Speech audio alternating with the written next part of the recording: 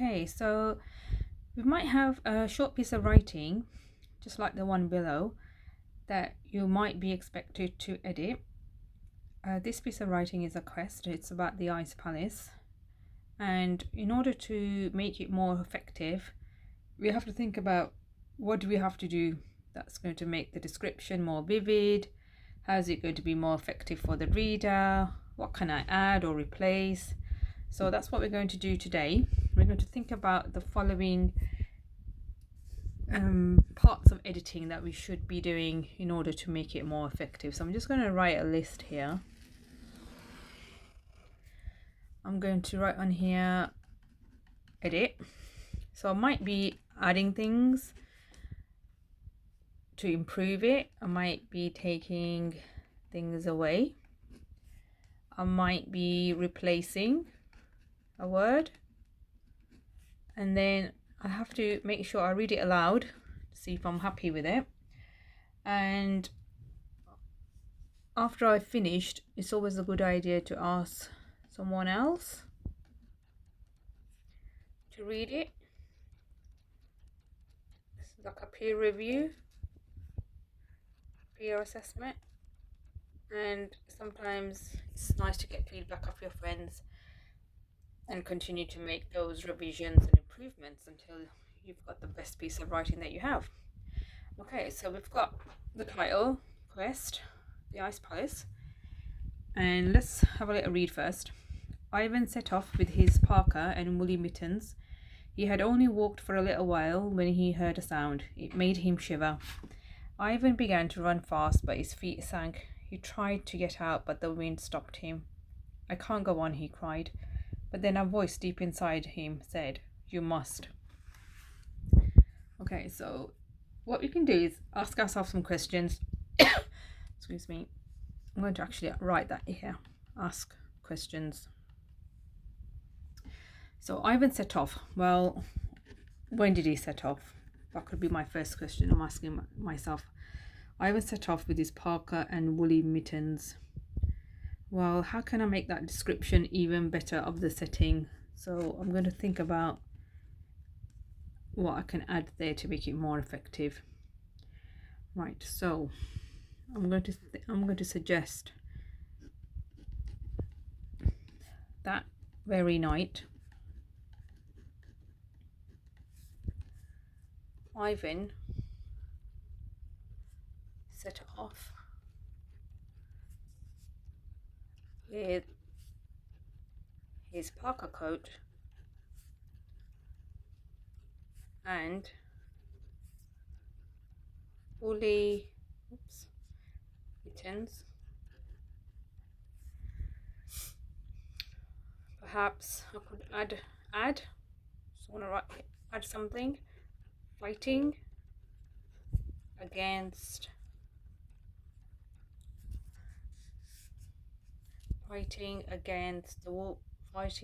the howling wind. That would make it more interesting for the reader.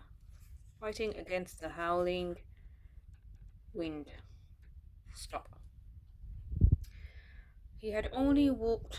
So what have we got next? He had only walked for a little while when he heard a sound.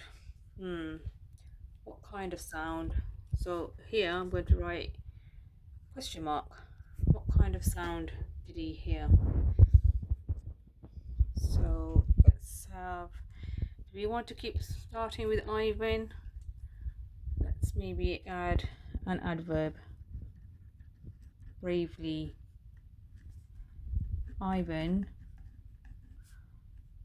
walked on when he suddenly heard a growling sound.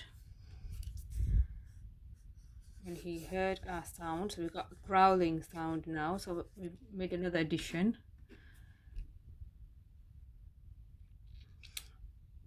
That sent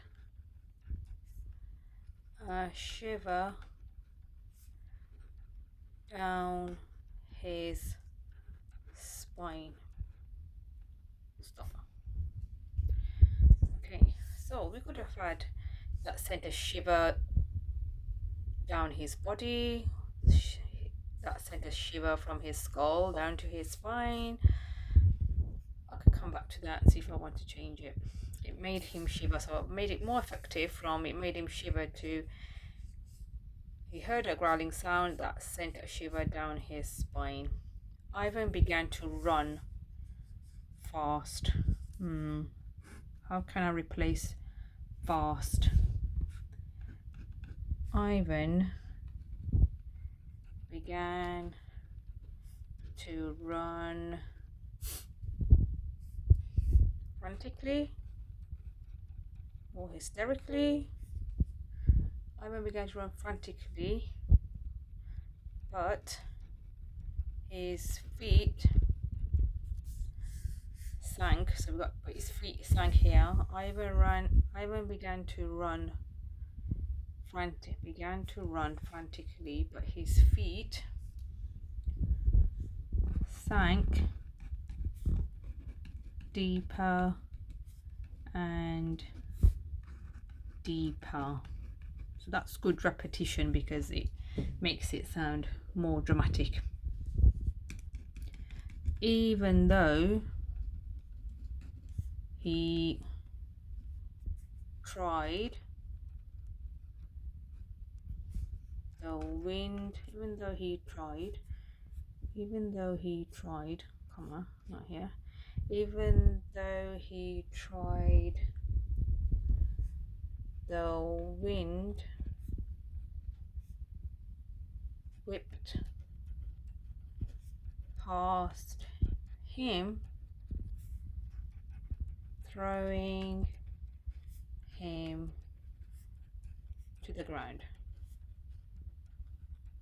So that's good personification. The wind whipped past him instead of he tried to get out, but the wind stopped him. Whereas now we've got even though he tried, the wind whipped past him, throwing him to the ground. Let's have a short, sharp sentence. Ivan fell. Oh, not to the ground again. We can't have that. It's repeating. Ivan fell on his knees. I can't go on. So what did we have here? I can't go on, he cried. I can't go on, he sobbed uncontrollably.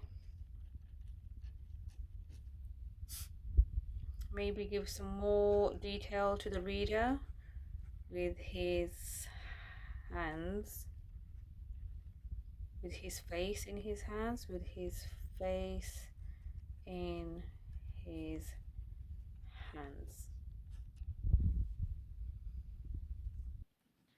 But then, so we've got, but then a voice deep inside him said, you must. But then, quiet voice, but then a voice deep inside him urged, comma, instead of said. I want to replace that with, so we've got replacing, inside him urged. Let's have some capitalization for effect.